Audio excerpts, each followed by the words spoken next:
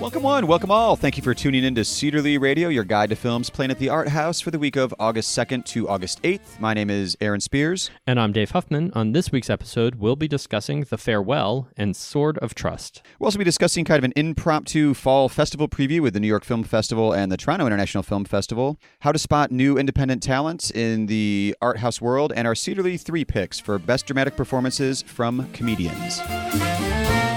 Well, we always like to start off the show with the last scene first, because we're a little backwards that way. So, Dave, what is the last film you've seen?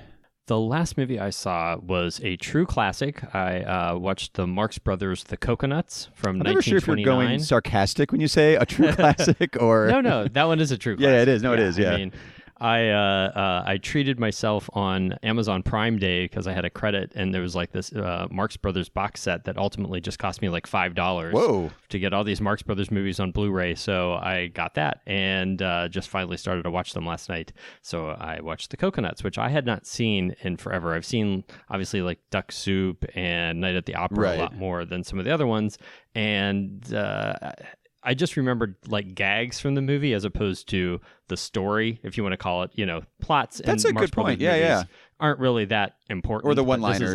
Yeah, the one-liners. It has, of course, some great Groucho Marx one-liners and Harpo Marx like eating the telephone. That was kind of like the thing that I most remembered from this movie.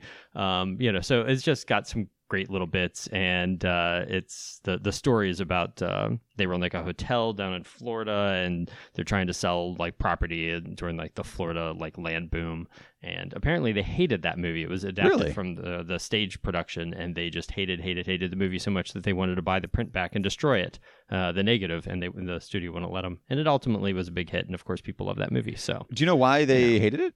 Or was it I think they weren't that passionate about? Or yeah, well, no. I think they just didn't think it was as good as what they had done on stage, like the adaptation. And it's interesting because like when you watch the Blu-ray, which is the restored version, but apparently it's one of those movies that the original things are all the original elements are just lost. So the print that exists is kind of hobbled together from like 3 existing prints. So there's some reels look a little worse than others and things like that. So it's fascinating to think that such an important work of film didn't film history didn't survive. True. You would think that they would have had a little bit more care in keeping those kind of things, but back then they didn't see them as art. They just saw it as a commodity that once it's done, it has no more value. I remember I've seen a bunch of Marx Brothers stuff, but I never really did a deep dive on their movies. Were they do you know were they popular? I mean, I'm assuming they were popular at the time because they kept making movies and they were successful, but I was wondering, is that one of those that was a lot more appreciation was given to them in later years, or were they appreciated while they were still around? Oh no, they were definitely, they were huge stars at the time, and that like I said, they hated that movie, but it ended up being like a big hit. It made like almost like $2 million back in 1929. So during the Depression, you can imagine how much $2 million. Oh my God, I know what that translates to. Yeah. I actually meant to do that, but one of my favorite things to do is to go to there's like an inflation calculator. Or something, so you can like look in and see like how much was back in like 1929, how much was $100? Because they're selling off these land lots down in Florida, and like the auctions are all starting at $200. You know what I mean? So in the movie, yeah, in the movie, and then the of course it has Margaret Dumont. It's one of the ones where she is the ultimate straight woman foil to the Marx Brothers, right? And she has a necklace that gets stolen, and it's worth like $100,000. And I'm like, how much was $100,000 worth back in 1929? Like I meant to look that up. So $2 million, as I just quickly did that because there's the internet, is about $30 million. Oh, all right. So okay. Rate of inflation of 1,300%. That's pretty good. There you go. The last one I caught was actually Once Upon a Time in Hollywood. It was killing me because there's those Thursday shows and there was just too many obligations, life throughout the weekend. Life. So I ran out, late in the evening and caught it finally. But I got to say, as soon as I got done, I was like, I don't want to talk about it yet. Well, one, because it was just came out this weekend, and the stuff that I want to talk about is 100% going to be a spoiler. Yeah. And I don't want to ruin it for anybody, obviously, because it's one of those that you want to watch. But also, I think it's one of those that I'm a victim of my own hype, where it was just so hyped up in my head and I couldn't wait. And it's not 100% the movie I thought it was going to be. Mm-hmm. I mean, everything I thought it was going to be is definitely in the movie, but it wasn't the movie you had already made in your head. It wasn't the movie I made in my head ahead of time, right? Which is not the movie's fault at all. We're going to go, Kelly didn't go with me, so we're going to go back and see it in a couple days, because I can't wait to watch it again, and I've been playing the soundtrack quite a bit, because there's a bunch of 60s music, which I had totally forgotten. That's one of his strengths in Reservoir Dogs and Pulp Fiction and Jackie Brown, is the pop music selection that he puts on his story. Right. And this was a bunch of new music that music, it's not new music, it's old music, but it's new to me, and it's really catchy, and it definitely he's using it for very specific reasons to set a tone. But the question I did have after the movie was, last week you mentioned on the poster there is a scene on the poster that you did not think was in the movie. What scene were you talking about on the poster? Yeah, on the poster there's a shot of the girl who plays the actress in the TV series that Leonardo DiCaprio's character is shooting. Yes. And there's a picture of her on the poster holding like a teddy bear and talking on the telephone. And that is nowhere in the film. Yeah. So, yeah. Interesting. So I just wonder what that is. So that is a good question. If that was just artistic license to, kind of working a kid or character, but everything else on the poster relates to a specific thing in the movie. So I think that's just a scene that got cut. But obviously the person that, made the poster had access to the film and elements to it before. Oh, sure.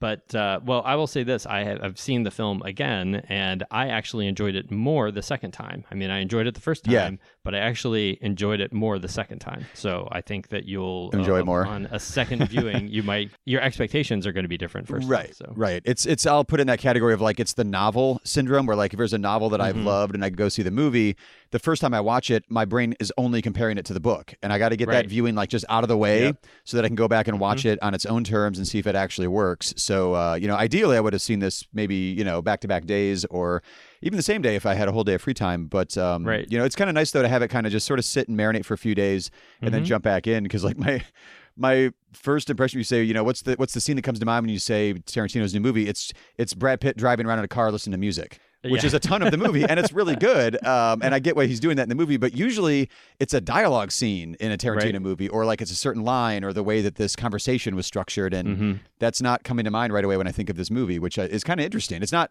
bad dialogue, but his stuff is so specific. That's a good point. But the one thing I was going to say when you're talking about his use of music, I think he got to expand it a little bit in this, where it isn't just the music. He's incorporating a lot of old commercials and things like that into the soundscape of the film, which I love. It really kind of sets that period just right. Well, it's like there's a radio station that is it's listened to by a lot of the characters because it's playing all the hip new music, and so he works it in like K-Billy's Super Sounds of the 70s in Reservoir Dogs. Like there's no DJ involved, but there's all these different ads and further ephemera from the time period, and TV ads as well too. But so Dave, your last scene was Marx Brothers, The Coconuts. The Coconuts, and you would recommend that one? Is one to 100%. Check out. It's a Marx Brothers movie. Yeah, you can't go wrong. My last scene was Once Upon a Time, which obviously you recommend, and I recommend repeat viewings on that one as well, because that's what I plan on doing.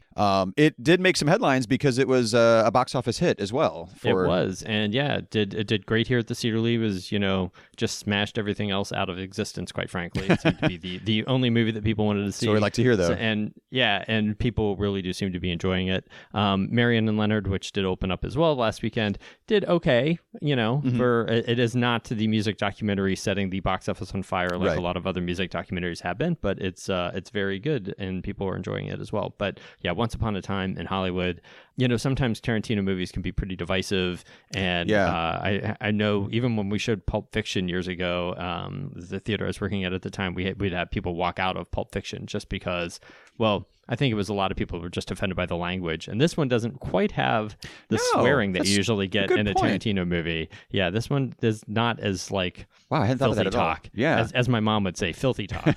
So so maybe that's why people are more tolerant of this one. But it's people did definitely enjoy it here at the Cedar Lee. So we did an episode actually not too long ago where we were kind of doing like checking in with how 2019 in film was going, and we picked a couple of our favorites, and we didn't really go too much into like what our impressions of the year were at the time, but the kind of art house news for this week is the Toronto International Film Festival and the New York Film Festival both have unveiled a lot of their lineup. And as I mentioned to you before we started recording, like I was just getting sort of like giddy going through the list of just like, oh my God, I'm so excited for probably like 20 movies that are coming up. And again, that'll probably translate into mediocre responses to a bunch of those. But as of right now, there's so much potential out there. Right. That it's really, really exciting. Filmmakers, they've got a lot of great films coming up before the end of the year. I mean, that's sort of how, the art house year goes as well. You don't want to release your great little indie movie in March and have it be forgotten when it's awards time. So it is usually a little backloaded for the last 3 or 4 months of the year for the sort of stronger, awards contender kind of films. So the one that first obviously caught my eye was the Martin Scorsese, one of like if not the New York filmmaker. His movie's going to be opening the New York Film Festival, and Kent Jones, the guy who I don't know if he's programming or executive director, but he's seen whatever version exists right now of it, and he had kind of mentioned like why it was selected in New York, and he couldn't be gushing more about how inventive it is. And I mean, the way he was talking about it, it sounded like he found some debut filmmaker. He was like so jazzed in his language about it. Like, I can't wait. There's this hot new filmmaker that I got has a lot of potential. His name's Marty Scorsese. Yeah. But we've got, the Joker, Jojo Rabbit, the one that you said you were really looking forward to. Oh, I can't wait for Jojo Rabbit. Yeah, they finally have a trailer for it that debuted this last week, and I'm sure that they have a challenge making a trailer for that movie, but it looks a lot of fun. 100% they do. Yeah, I cannot wait to see the, Hitler as Imaginary Childhood Friend movie by Taika Waititi. So, yeah. Were you just thinking of, Tears of a Clown, or what was the Jerry Lewis one? Yeah, the when you're watching that trailer, the day the clown cried. Yeah. Mm-hmm. They played that trailer before the showing I went to of Once Upon a Time in Hollywood, and there was like some audible like, what the hell, like behind me. They were sitting there, and I was just like, great. They have to be making that trailer that way for a reason. They have to like slowly ease people into that plot. But there's a new Safdie Brothers film, there's a new Rian Johnson film, there's a new Steven Soderbergh film. If you're Kasi Lemmons, who I haven't seen a movie that she's done in a little bit. I know she's been working in like kind of TV and some documentaries. She's doing a biopic of Harriet Tubman that looks pretty amazing. I wanted to ask you your opinion. The Judy Garland film coming up. Oh, yes. Okay, because I was just like, oh, no. Because that trailer was doing nothing for me at all. Oh, no, I can't wait. Okay. I mean, it's going to be, I'm sure, a pretty standard biopic kind of presentation of it. Yeah. But everything I've heard about it, I've always been, I like Renee Zellweger. I know she's kind of a divisive character to some people, but I think she looks like she's kind of nailed it. You know what I mean? So I think that unless the film ends up being terrible, which I don't think it's going to be terrible, right? I think that's going to be an awards contender, at least, if not for anything else, other her performance. Right. So, and it could be the movie that kind of brings her back a little bit because she's been sort of wallowing in semi-obscurity for a while. So I think actually when I saw that she was doing that and I didn't know like much about it, I actually assumed it was probably like a TV film or something. Because it was like, I don't know. It just felt like that was what it was going to be. Yeah. So I was happy to learn that it was going to be like a big theatrical sort of thing. And I think it's going to be great. I mean, obviously Judy Garland's an amazing talent. So it's got to be very challenging for somebody to step into those shoes. Sure. Something so iconic. Bring that to life. Yeah. Mm-hmm. But it does sort of track with the whole, like Bohemian Rhapsody, Rocket Man. There is sort of like these biopics of musicians that are doing really, really great business right now. This one though is really specific about like a tour she did in England. I think at a certain point in time. So, it scratches your Anglophile itch too. Oh my gosh, it checks so many boxes for you. the bio, we'll call it a biopic that I'm most looking forward to is Eddie Murphy as Dolomite. That's my gosh, I can't wait. Yeah. That's, Akron's own Rudy Ray Moore. I'm a huge Rudy Ray Moore and Dolomite fan. I have the poster for Avenging Disco Godfather in my collection. He's one of my favorites. So, and he's ripe for like comeback time too, right? Like somebody like revives Eddie Murphy's like adult acting career instead of all the kid movies he's been doing. And Craig Brewer's the director on that one, which I was a huge fan of. With Hustle and Flow came out, I thought that was an amazing. It wasn't his debut, but it was big. His second film, but it made quite a splash to the art house. I like Black Snake Moan a lot too, but then he went off into like Footloose remake and then some TV, and I was like, what are you doing? And now he's back doing the Dolomite film with Eddie Murphy, and the cast itself is pretty amazing as well. Yeah. So I'm excited and interested in seeing that. And we will be right back with the new films opening this week at the theater.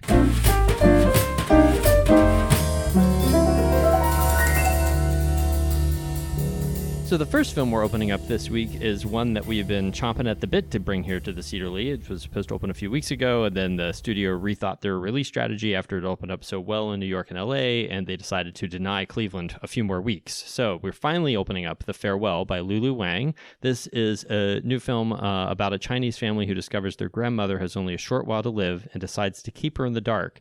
And they schedule a wedding to get the whole family together to say goodbye to Grandma without her knowing that's really the reason why. What's wrong, Dad? Please tell me. Your Nan is dying. She doesn't know, so you can't say anything. The family thinks it's better not to tell her. Why is that better? Chinese people have saying, when people get cancer, they die. We have to go to China. Wedding is an excuse so everyone can see her. He's my only cousin. Do you think I should be there? You can't hide your emotions. If you go, Nan will find out right away. Shouldn't we tell her? Isn't it wrong to lie? It's a good lie. Most families in China would choose not to tell her. And this film, I was lucky enough to see it a few weeks ago, and it is as good as everyone's saying it is. It stars Awkwafina in her first kind of on-screen dramatic role. She's mostly known as a comedienne, and she's a musician as well. She's got some awesome, hilarious kind of rap videos out there, which I would highly recommend you going on YouTube and watching some of them. They're very entertaining. But she, this is a very serious role. She plays, the American daughter of this Chinese family that she's the one that can't hide her emotions. And so they weren't even going to tell her about their grandma, that grandma was dying, because they didn't want her to go to this fake wedding that they're having, because they figured she can't keep a secret, because as soon as grandma sees her, she's going to know something's wrong. And she doesn't understand, because she's been raised as an American, how could you possibly do this? You can't not tell someone their health diagnosis. But apparently in Chinese culture, it's a very common practice. They say, they say something like, there's a Chinese expression that says cancer kills you. It's once you know that you have cancer, that's when you die. So they were, a lot of people just let people, continue to think that there's nothing wrong, right, and just explain away all the symptoms without them ever knowing really why they have it. Which that line is specifically in the preview too, which I thought was really smart, because it sets up sort of, not like it's a culture clash, because it's not used in that sort of a way, but just the differences in the way it's approached. So the premise, when you hear this as an American, you're like, oh my God, how could you not tell somebody? Well, well, hold on. Well, but there it is a culture clash because, for it. Awkwafina, she is an American, for all intents and purposes in the film. That's where she was born. I think she was I think she was maybe born in China and was raised in America in the film. But she even says at one point in the movie, this would be illegal in America. You wouldn't be able to do this. You just can't. They're falsifying medical records and things like that. There's HIPAA laws here and things. And even the doctors continue, it's not even just the family. The doctor helps the family, propagate the lie to the grandma. And it's just a really sweet, wonderful movie. And Awkwafina, who is a total scene stealer pretty much in everything that she's ever been in. Usually it's as a supporting character. If you saw Crazy Rich Asians, she is the really brassy, colorful best friend in that film, and just totally stole the show. And now she's the lead in this, where it's a completely dramatic role. Yeah. This one, I was looking up the production for this one, because I was sort of fascinated how new indie voices kind of come through and end up, at the art house or at the theater. So I was listening to an interview with Lulu Wang, and she said she shopped the script around, or I guess sort of the story with producers, and they kept saying okay, well, you need to add a white character. We need a white character to take the audience through this whole story. It could be a boyfriend or whatever. And she's like, this is ridiculous. So she went to some Chinese producer. I don't know if it was in America or in China. And she said she was shocked because she got the exact same thing. We're like, oh, we got to throw a white character. Can we have a white boyfriend or a white girlfriend for the main character? And that way we can get into the American market a little bit easier. So she's like, oh my God, you got to be kidding me on both sides. So she said she wrote it up as kind of a short story kind of idea. It sounded like more of a long outline. She ran to a producer for This American Life and pitched the idea. And they're like, oh my God, that sounds like a great episode. So they made it as an episode of This American Life. And then once that aired, all these producers were like, oh my God, do you want to make this into a movie? And she's like, yeah. I did. So it's you never know which route you're going to so now literally this movie got made via podcasting and radio, which I find is just a really fascinating story. So she mentioned two influences. So Lulu Wang didn't go to film school. She said like her first feature was her film school. If you had to pick, because you've seen The Farewell, what kind of filmmaker influence would you say she would mention as going into making of The Farewell? You're going to want to think very outside the box on this one, just as a hint. Okay, so she said Mike Leigh from the UK, which makes a lot of sense because she said she really loves his blend of like kind of comedy and drama and family relations. Intimate family, yeah. See, I was thinking like Cassavetes is someone like that, so Mike Leigh kind of fits in with that. Oh, yeah, that fits. Yeah. So then the curveball, she said she watched a lot of Swedish and Scandinavian films, and she really likes the films of Lukas Moodysson, which couldn't be like more like intense and aggressive and in your face, at least the ones that I'm thinking of off the top of my head. But she was just like, yeah, it was a good. And she mentioned like generally like horror films as far as like when something is unspoken and how you create tension in a room that way. And I was like, her approach is I'm down with it. It sounds perfect. Like she's really taking in a lot of different elements and making it her own. Yeah. Well, that I can see that. I don't quite see the influences, like you said, of Lucas, but no, I haven't. Maybe but I haven't seen all of his films either. I've only seen like We Are the Best and a couple of others. So, okay. But yeah, I definitely didn't see much of that. And her, not to jump the gun too much, but her next one she said that she's prepping right now is a grounded sci-fi film. So, okay, we'll see. Give it a couple years, and we'll see. We'll check back in with Lulu Wang. A director that we have shown a lot of her films over the years is Lynn Shelton. We have her new movie coming out also this week called Sword of Trust. This is a story where Cynthia and Mary show up to collect Cynthia's inheritance from her deceased grandfather, but the only item she receives is an antique sword that was believed by her grandfather to be proof that the South won the Civil War. What you were looking at is a genuine relic that supports the actual truth, which is the South won the war. Okay. The South won the war? That's right. This is something you want to keep under your hat till you're ready to Seems like pretty big news.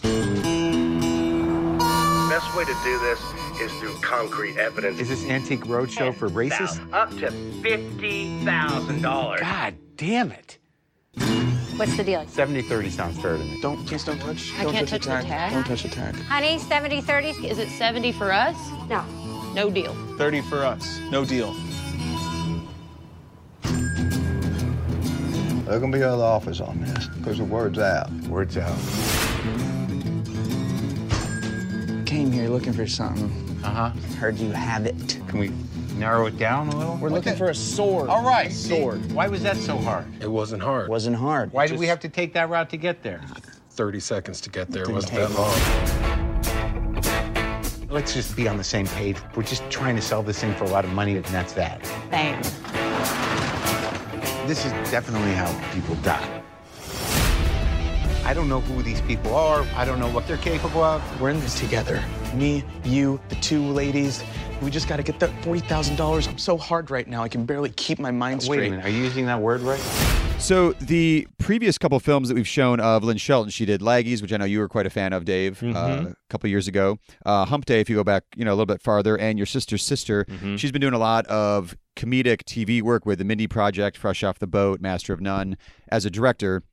And this movie just seems to be right in line with her style from, Hump Day, Laggies, Sister, Sister, right into Sword of Trust, where like, well, I ever associated with mumblecore, I think, because of Hump Day and kind of that style of filmmaking where just, like nothing super flashy, just like great character development, good interpersonal relations, good comedy. And this one has definitely, like mumblecore was never like the most plot-driven things. And this is a very thin plot. Like, this is basically, they've got this sword and they're trying to get money for it.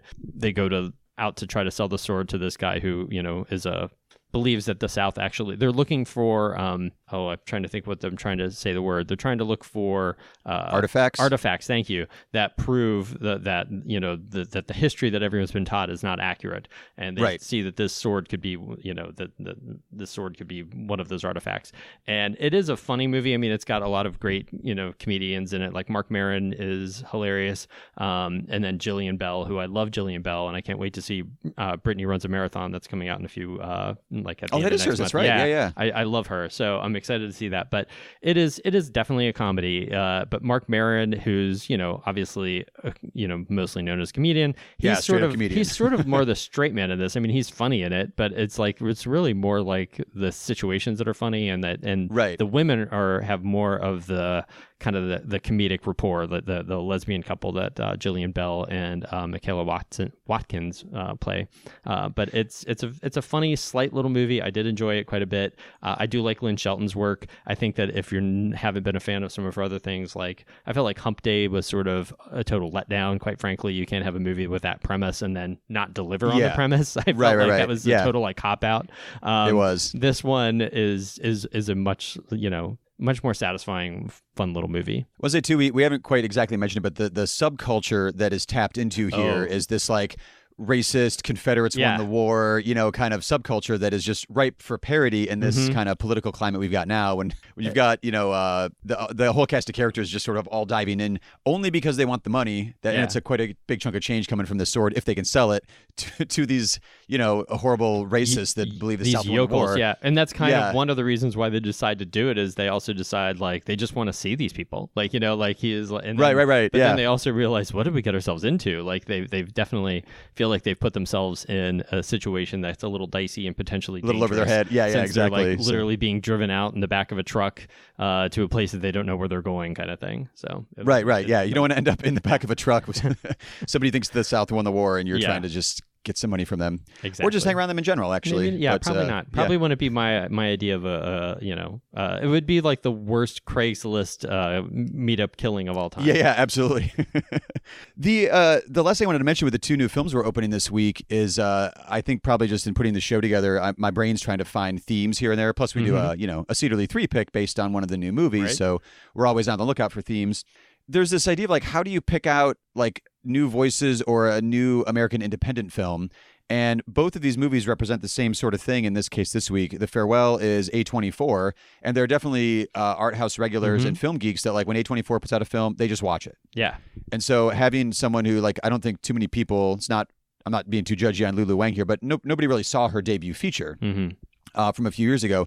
This one it's already cracked like 3-4 million at the box office. Like it's going, it's tracking very, very strong. It's got tons of buzz. Critics are loving it. Anybody who sees it recommends it to somebody else. So, A24 knows what they're doing. They kind of have not necessarily a specific style of film they put out, but other than just like quality, right? It seems like what they're going for. And then IFC is putting out Sort of Trust, which is like, one of the titans of the independent film scene. Absolutely. Is, IFC Films. So both brands that like, you want to take a chance on new American films, those are both labels you can go to check out what they're finding on the American independent film scene. And that said, we will be right back with our Cedar Lee 3 picks for this week.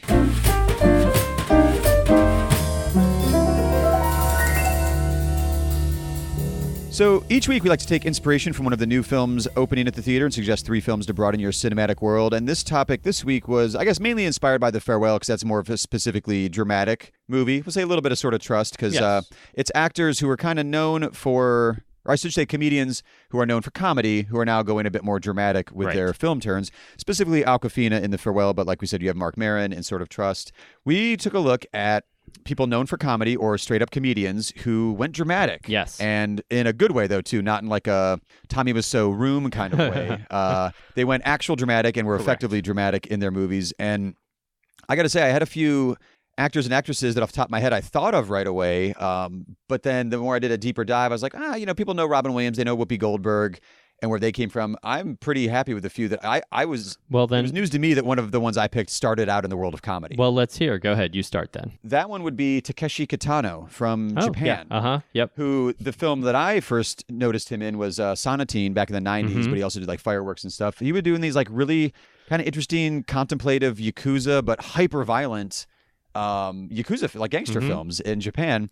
And it turns out he started off as an elevator operator in a strip club, got into comedy, was like mentored by one of his comedy idols back in the day and wanted to be a stand-up comedian and worked that way for a while. And he's got read his Wikipedia page. He's got a wildly productive career, but I thought he was just this writer, director, editor of these like Yakuza gangster films in the 90s. And then it turns out, nope. Started off as a stand-up comedian. And he's done some awesome, he is funny. You know what I mean? When you watch. Oh, no, he has. And he's done great comedies. But you're right. But I didn't know that the comedian is where he started from. Right. The thing that brought him over here that we were first introduced to him as was not that, like Fireworks and things like that. That's what kind of put him on the mark, on the map. I guess if those are a little too obscure. He's a Battle Royale was much Battle more Royale. popular movie, Yeah, but absolutely. as an actor, Right. But it was like, that guy was a stand-up comedian working at a strip club back in the day. Well, the first one that popped into my head was a stand-up comedian that I love, who I just saw here in Cleveland a couple weeks ago, and that's Patton Oswalt, who was. I didn't even think about him. He was just in town at Playhouse Square, and I was lucky enough to get front row seats to see him, so it was fantastic. And so his first kind of dramatic film role was in the movie Big Fan, where he plays, it's this tragic kind of sad sack character. I think he excels at playing that kind of like sad sack kind of little guy that's been kind of beaten down by his whole life in society, and he is great in it. It's he plays an obsessed football fan who actually gets beat up by one of his idols, and then like he's dealing with that. Like it's a really, really great little movie that a lot of people I don't think saw. And he was also in Young Adult with Charlize Theron. He plays sort of a little bit of sort of funny, but also very kind of sad character in that as well. So he's got some great dramatic chops, and I think he's fantastic. My next one, I was wondering if it might be on your list once I was kind of finishing up my list here, and I went with Lily Tomlin. I almost did. Oh, almost. Okay. Because I know you're a big Nashville fan. So, but that came to mind because I think most people exclusively think Lily Tomlin comedy. Mm-hmm. And for a good reason. She's awesome. She's hilarious. Yep. My first introduction to her was like All of Me with her and Steve Martin, because my dad was a huge Steve Martin fan. So like I just grew up thinking like she is as funny as Steve Martin. That movie I watched way too much as a teen. Like it was so funny. Her film debut was Nashville. Yep. And so it wasn't even like she tried out like the Robin Williams route or something where she went into comedies first because she was a comedian. Mm-hmm. She right away went with Robert Altman and Nashville, and doing a very serious role, but also award nominated too. Like she was rewarded right away with Golden Globe nominations, an Oscar nomination for that film. Yep. That one wasn't quite as a surprise, but it was one of those that I'd forgotten mainly because of her debut. Like she went dramatic right away and showed some serious acting chops right out of the gate. Well, yeah, the reason I didn't put her on it was because I was trying to I put a rule in my head that the person had to be the lead kind of in a film, like not just so that's why. Yeah, there are no leads in Nashville. No, and I also was like, well, I think I've talked enough about Robert Altman and how much I love him, so let's talk about some other things. There's no more kind of iconic stand-up comedian and American comedic actor than Steve Martin. So, agreed. So, Steve Martin, the wild and crazy guy, doing a tremendously great job in David Mamet's film, The Spanish Prisoner. So I just had to give him a little shout out because anytime I get to talk about Steve Martin is okay by me. So, this is a man that literally teaches comedy and is, his Twitter feed is one of the funniest things on earth. Oh my God, it's the best. Yeah. So, but, he also can be, good and serious. And, he's had films like even some of his great comedic films like All of Me has, great moments of him being very, his dramatic chops are on display there as well. Yeah. So my last one, when I say John Leguizamo, do you picture comedy or drama or everything like I do? Because the guy seems like he can do everything. Yes. I picture The Pest because that was such a great film. Yeah. So terrible. It's so terrible. I've probably watched that like 8-9 times at least. Yeah. He's so manic in that. Yeah. It's so crazy. But I didn't pick The Pest because that's not dramatic. No. If it's streaming anywhere, anyone listening to this, just watch the opening sequence. It's what happens when someone. It looks like he just did like a pile of cocaine and then shot this like crazy montage for the opening. So we're not talking about The Pest, but I'm talking about John Leguizamo for a reason. I didn't realize what his age was. The guy's just like ageless and immensely talented in my book. So. He was actually trying to break into the mid-'80s New York City stand-up comedy scene, which, holy cow, like that's like the era of, stand-up comedy there. So he's doing comedy clubs and, also doing auditioning. And he did all kinds of work over the years, but like his personal intent was like he wanted to be a stand-up comedian. So that's why I went with him as being, wants to be a stand-up comedian. And he was, successful here and there, but then really came to prominence as Luigi in the Super Mario Brothers movie, which is not a dramatic turn. I really wanted to highlight his performance in Summer of Sam. I don't know that you can say he came to prominence as Luigi in that. But anyway, go ahead. Just move on, because the first thing I think of him, and you keep talking and then I meant like in chronological order of his career, like the Super Mario Brothers movie put his name out there to people. It was not a hit. It's a terrible film, but people know who he was working, acting with Bob Hoskins in the Super Mario Brothers film. No, it's not a film. The Super Mario Brothers movie. Yeah. But anyway, wanted to be a comedian. That was his intent. He was a stand-up comedian for a while, and I just wanted to highlight his performance in Summer of Sam because that one just seemed like such a ferocious, typical, great performance in a Spike Lee movie. Yeah, it is. I'm just surprised you didn't talk about Casualties of War, which is the thing that I most remember him for in dramatic roles. I didn't know who he was when I saw the movie originally. I was just a Back to the Future Michael J. Fox fan, so I found him later on. So I didn't even know who he was when I was watching Casualties of War. But I knew who he was in Summer of Sam. And it was like, I'd seen The Pest a few times by that point, I'm pretty sure. So I was just like, oh, wow, this guy is intense. But his performance in Casualties of War, I still think about. I picture it. So I just thought he was fantastic in that. So he's got that much he's talent. one of those people that can do pretty much anything. So anything, absolutely. Well, the final one on my list is Jenny Slate, who is, we showed this film at the Cedar Lee a few years ago called Obvious Child, which is about a stand-up comedian. So she's playing a stand-up comedian in the film, but it's a very dramatic movie as she's dealing with a pregnancy and this, the kind of impact of her life. And it's just the rare kind of, it's a dark comedy, but it's more dramatic. Her performance in that is kind of heartbreaking in some scenes, and she just showed parts of her that I didn't know that she had as a performer, because I first knew her on the Kroll show, where she just does these hilarious over the top characters. She does a voice on Bob's Burgers, she's a really kind of broad character actress, and then to see her kind of pull that all in and just have these great quiet kind of dramatic moments, I really enjoyed it. I thought she was great.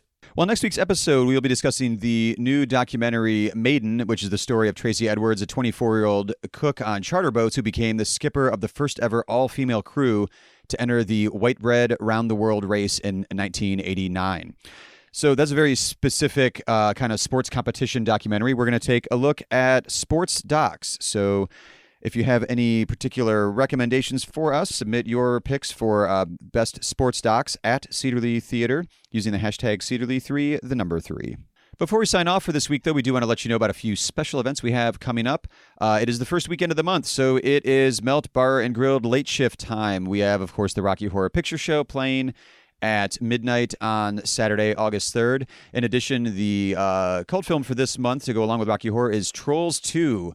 I'm just saying the name. I want to be in a theater full of people watching this movie right now. It is truly one of the best bad movies ever made. It's amazingly entertaining. And you got to do it with the crowd too. Yeah. It's a must.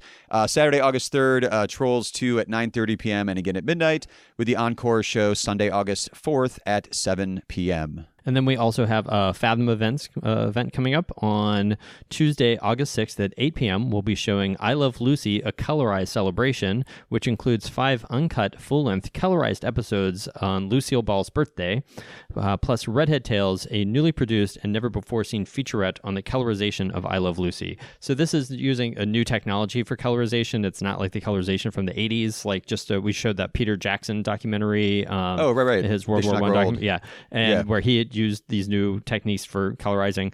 I haven't seen these yet, but what I've been hearing is that it's radically different than the colorization that you think about. So it'll be interesting to see how they've done it now. I'm kind of curious to see it. Next up, we have another Fathom event. This is Doctor Who, The End of Time, 10th Anniversary. This was David Tennant's final scene with Doctor Who, and some say perhaps even his greatest adventure that he had in his time as Doctor Who. It is the heartbreaking 2-part special, The End of Time, on the big screen Wednesday, August 7th at 7 p.m. And if you're a BTS fan, like Aaron is, if you can't get enough of I'm getting there. They're wearing me down. The biggest band in the world right now. We're showing Bring On the Soul, the movie, which is a glimpse into BTS's world away from the stage, featuring intimate group discussions alongside spectacular concert performances from their most recent tour. And that's going to be Wednesday, August 7th, and Thursday, August 8th at 7:15 p.m. As always, thank you for tuning in to Cedarly Radio and lending us your ears this week. All the music heard on the show is original music written by Grant Heineman and performed by the New Heights Jazz Ensemble, used with their permission, of course. Visit clevelandcinemas.com for correct showtimes and to purchase advance tickets. Also, there are links in the show notes. You can use those if you'd like as well. Follow us on Facebook, Twitter, and Instagram. We are at Cedarly Theater, spelled with an R-E at the end because we're fancy like that. Don't forget to subscribe to the show wherever you find your podcast, and while you're subscribing, leave us a rating and review, or better yet, tell a fellow film geek about the show. We'll see you at the movies.